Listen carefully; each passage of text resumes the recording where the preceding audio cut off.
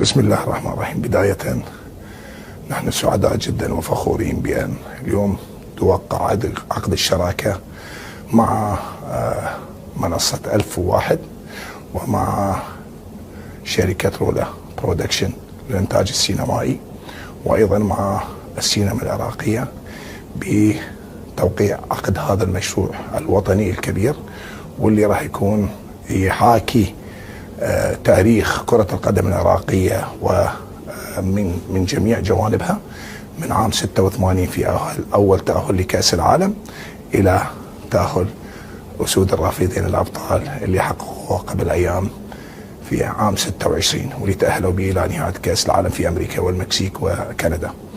لذلك هذا الفيلم هو مشروع وطني كبير، مثل ما قلت أنه راح يجسد مرحلة تاريخية مهمة، ويعكس الشغف الكبير ما بين الجماهير العراقية اللي عاشقة لكرة القدم، بل تتنفس كرة القدم.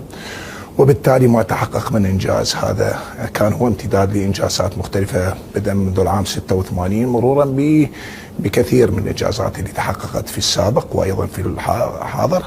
يتخلل واحد من أهم الإنجازات أيضا اللي تحققت هو عام 2007 عندما حصل أبطالنا ونجومنا الكبار في عام 2007 على كأس آسيا. انتظرونا هذا الفيلم اللي راح يكون موجود على السينما العراقية، اللي هم الموزع الحصري والوحيد لهذا الفيلم. وبالتالي أتمنى أنه هذا الفيلم راح يكون بالتأكيد راح تفتخرون به كما افتخرتوا بأبنائكم أسود الرافدين اللي حققوا لكم هذا المنجز الكبير.